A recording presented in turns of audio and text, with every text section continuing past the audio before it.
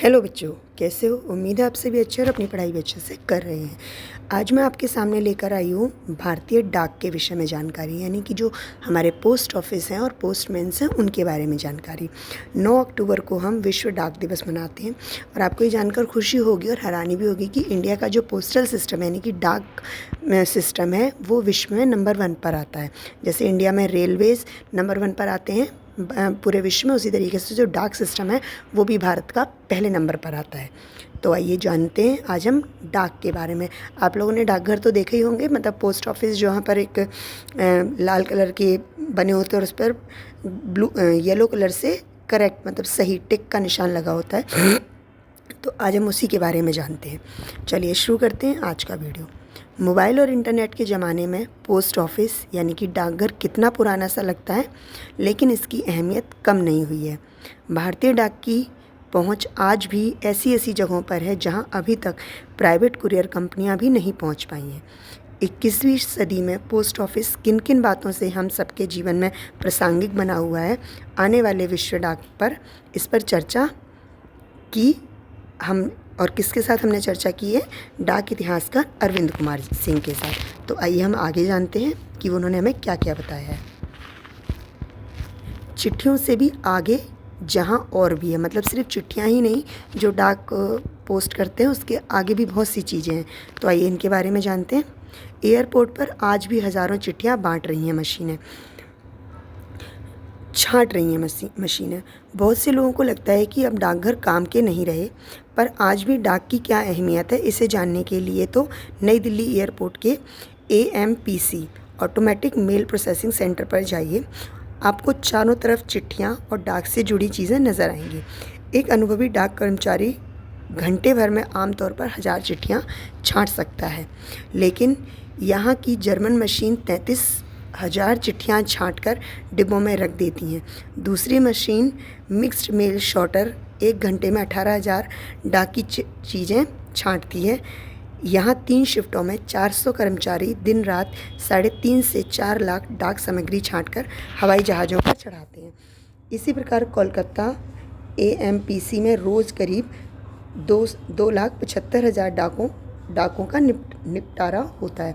मतलब जो पोस्ट आते हैं, मतलब जो मेल भेजी जाती हैं, मतलब एक शहर से दूसरे शहर, तीसरे शहर, ये हम क्या करते हैं कि रेलगाड़ियों के थ्रू भी भेजी जाती हैं जो डाक मेल होती हैं, और कुछ एयरपोर्ट के थ्रू भी भेजी जाती हैं। और इसके अलावा क्या होता है कि जो विदेशों में चीज़ें जाती हैं, जिसे इम्पोर्ट एक्सपोर्ट की चीज़ें बोला जाता है, वो भी हम डाक के थ्रू ही भेजते हैं। तो ये जो डाक है ये आज के ज़माने में भी बहुत यूज़फुल है। अब आगे देखते हैं।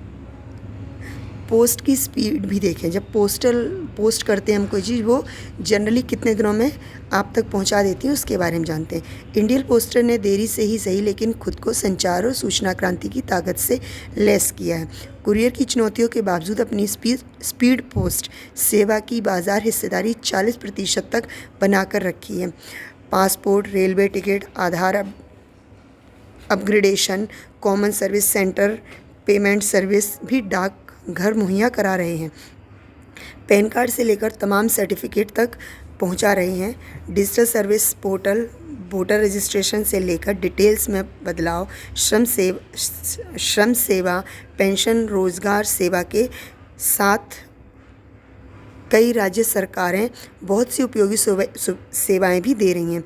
इस तरह देखें तो हमारे डाकघर डाक ticket, speed post, express post समेत तमाम सेवाओं के माध्यम से खुद को मार्केट में बनाए हुए हैं। हालांकि इन सभी सेवाओं के बारे में कम ही लोग जानते हैं। हमें तो सिर्फ यही पता होता है कि जो पोस्ट है उससे क्या आ रहा है, चिट्ठी आ रही है। आगे देखते हैं। बैंक की भूमिका में डाकघर। हाँ, ये तो बहुत से लोगों को पता होगा कि डाक में भी, मतलब जो पोस्ट ऑफिस है उसमें भी हमारे बैंक अकाउंट ओपन होते हैं। इस वक्त डाकघरों में करीब 26 crore post saving bank account हैं। इनमें करीब 12.68 लाख करोड़ रुपए जमा हैं। बेटी बचाओ बेटी पढ़ाओ नारे के बाद डाकघरों में सुकन्या खाते खूब खुले हैं। करीब 3.12 करोड़ सुकन्या खाते डाकघर में हैं। डाकघर निवेश का सुरक्षित जरिया है। देश में 5 लाख से ज़्यादा छोटे बचत एजेंटों को भी इसमें काम मिलता है। PPF, किसान विकास पत्र, सीनियर सिटीजन सेविंग्स स्कीम आदि योजनाओं के साथ महिला बचत को काफ़ी लोकप्रियता मिली है। ज़्यादातर जनरली आपने देखा होगा कि जो ओल्ड लेडीज़ होती हैं, जैसे हमारी दादी, नानी या हमारी मम्मी, इनके बैंक अकाउंट जो होते हैं वो डाकघर में होते हैं, क्योंकि इन्हें वहाँ पर उसका एक्सेस करना बहुत ईजी होता है। डाकघरों की विश्वसनीयता को ध्यान में रखकर सरकार ने 1 सितंबर 2018 को इंडिया पोस्ट पेमेंट बैंक की भी शुरुआत की है। अब 100,000 एटीएम के अलावा बैंकिंग सर्विस दी जा रही है।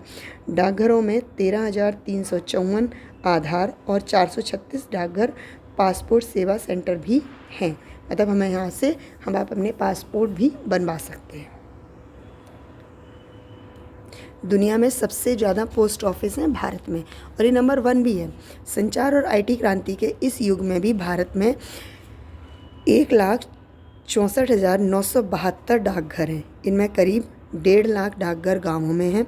2004 में 1,55,669 डाकघर थे। पिछले 5 वर्षों में 5,639 डाकघर खुले हैं। संसद में अब डाकघरों पर भले कम सवाल पूछे जा रहे हैं पर सांसद नए डाकघरों को खोलने की मांग अब भी करते रहते हैं। हमारे डाकघरों समेत दुनिया में करीब 6.40 लाख डाकघर है। सबसे ज़्यादा डाकघर भारत में। 20वीं सदी के पहले डाक ही संचार का सबसे प्रमुख साधन था। फ़ोन आम आदमी के हैसियत के बाहर थे। मोबाइल और इंटरनेट क्रांति ने सबसे ज़्यादा डाकघरों को प्रभावित किया है। डाकघर बंद हुए हैं, पर इस दौर में भारत ही ऐसा देश है जहाँ डाकघर बढ़े हैं। मतलब हमारे यहाँ पर अभी भी सबसे ज़्यादा डाकघर खुले हुए हैं और लगातार वो खुल भी रहे हैं, ताकि लोगों को ये जो सुविधाएं हैं डाक की, जो ग्रामीण क्षेत्र हैं, जो लोग मोबाइल फ़ोन या इंटरनेट का प्रयोग नहीं कर पाते हैं, उन्हें डाक सुविधाएं उपलब्ध कराई जाती हैं। ये जो आपको पिक्चर में दिख रहा है, ये दिल्ली का डाकघर है, और ये दिल्ली का सबसे बड़ा डाकघर है, यानी आप कह सकते हैं कि केंद्र है दिल्ली का।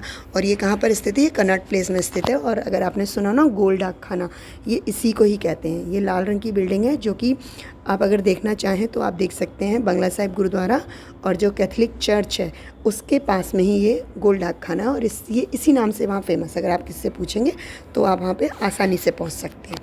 तो अब जानते हैं कि डाक कौन कौन और कहाँ कहाँ तक जाते हैं। डाकिया डाक लाया, बांटते हैं भगवान की भी डाक। संसद भवन में 2 डाकघर हैं।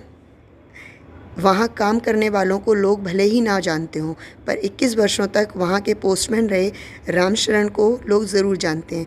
हाल में उनकी जगह तैनात पोस्टमैन प्रदीप भी तेज़ी से अपनी पहचान बना रहे हैं। 21 साल पहले वे संसद भवन में रोज़ाना 3 बोरे यानी कि 50 किलो का बोरा डाक बांटते थे।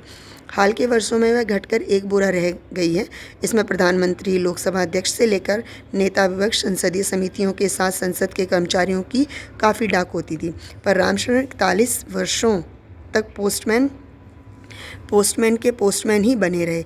उनका ओहदा बढ़ा नहीं। हमारे पोस्टमैन मनुष्य ही नहीं, भगवान की भी डाक कई मंदिरों में जाकर बांटते हैं। नदी के नाम आई डाक भी बांटते हैं। वे अपने इलाके के भूगोल के साथ समाज की भी गहरी समझ रखते हैं। आप लोगों ने भी सुने होंगे ना, बहुत से लोगों के घर में जब अच्छे काम होते हैं, जैसे शादी या किसी बच्चे का मुंडन या कुछ चीज़, तो वो भगवान को वो निमंत्रण पत्र भेजते हैं। वो भी इन्हीं डाकों के माध्यम से जाता है। यहाँ एंट्री सिर्फ पोस्टमैन को। देखते हैं कौन सी जगह है जहाँ सिर्फ पोस्टमैन को एंट्री है। राष्ट्रपति भवन, प्रधानमंत्री निवास पर मंत्रालयों में कुरियर वालों को एंट्री नहीं मिल पाती है, लेकिन यहाँ पर पोस्टमैन की पहुँच में कोई रुकावट नहीं होती है।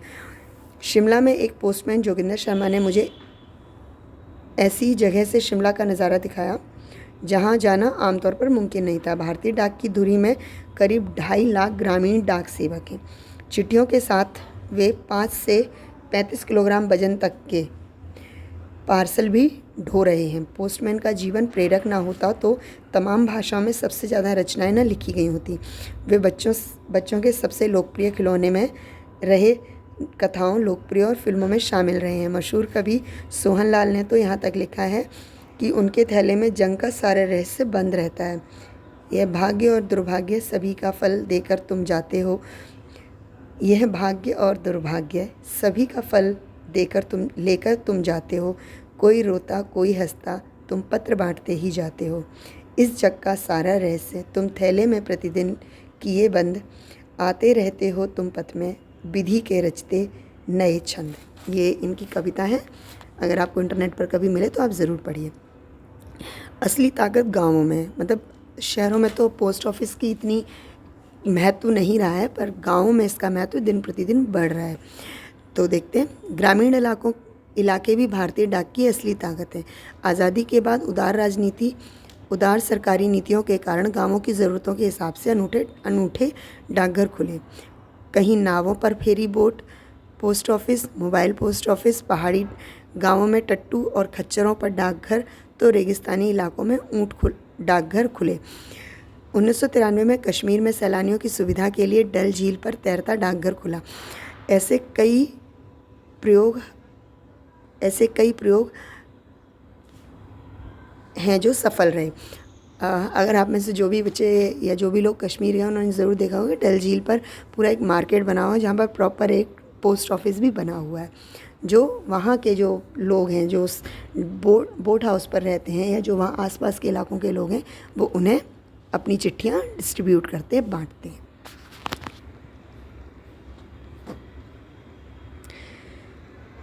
अनूठा है इतिहास बहुत पुराना और बहुत, आप कह सकते हैं, बहुत अलग है। भारतीय डाक का गौरवशाली अतीत रहा है। 1772 में कोलकाता में पहला आधुनिक डाकघर खुला। 1774 से 1793 के बीच कोलकाता, चेन्नई, मुंबई में जीपीओ मतलब जो पोस्ट ऑफिस हैं वो खोले गए। डाक सेवाओं में एकरूपता के लिए भारतीय डाकघर अधिनियम 1837 और व्यापक भारतीय डाकघर अधिनियम 1854 में अस्तित्व में आया। मतलब ये 2 लॉ बने, वो इस टाइम पर बने। डाक विभाग देश में सबसे पुराने और महत्वपूर्ण विभागों में से एक है। भारतीय डाक 166 सालों से ज़्यादा समय से देश की संचार तंत्र की रीढ़ बना हुआ है। मतलब 166 ईयर्स हो चुके हैं जब से डाकघर या पोस्ट ऑफिस खुले हुए हैं और हम लोगों को हमारी जो सूचनाएं हैं वो प्रदान कर रहे हैं। अब देखते हैं इनकी इमारतें। ये दिल्ली का डाकघर तो मैंने आपको भी दिखाया ही था। अब देखते हैं और कहाँ का डाकघर है। भारतीय डाक की एक से एक शानदार इमारतें अपने शहरों की पहचान है। मुंबई जीपीओ, दिल्ली का गोल डाक खाना और Kashmiri gate GPO, Kolkata GPO, Madras और लखनऊ जीपीओ समेत कई शानदार इमारतें भारतीय डाक इतिहास में खास जगह रखती हैं। 36 तो हेरिटेज डाकघर है, मतलब हेरिटेज सेंटर्स बने हुए हैं। नई दिल्ली पिन कोड, मतलब 01 वाला पिन कोड जो नई दिल्ली का है, कनॉट प्लेस का पिन कोड है। पिन कोड वाले गोल डाकखाने को राजधानी के लोग अच्छी तरह से जानते हैं। यह डाकघर हेरिटेज बिल्डिंग है। 1934 तक यह वायसराय का कैंप पोस्ट ऑफिस था। आज़ादी के बाद 1948 में इसे प्रधान डाकघर या जीपीओ का दर्जा मिला। काफ़ी व्यस्त इस डाकघर में डाक कर्मचारी आधार अपग्रेडेशन से लेकर फाइनेंशियल सर्विसेज और परंपरागत सेवाओं में बेहद व्यस्त रहते हैं। तो उम्मीद है आपको ये डाकघर से जुड़ी जानकारी अच्छी लगी होगी। इसके दूसरे पार्ट में मैं आपको डाक की और सुविधाओं के बारे में बताऊंगी। तब तक आप इस वीडियो को देखिए, दोस्तों के साथ शेयर कीजिए, लाइक कीजिए और कमेंट करके ज़रूर बताइए। धन्यवाद।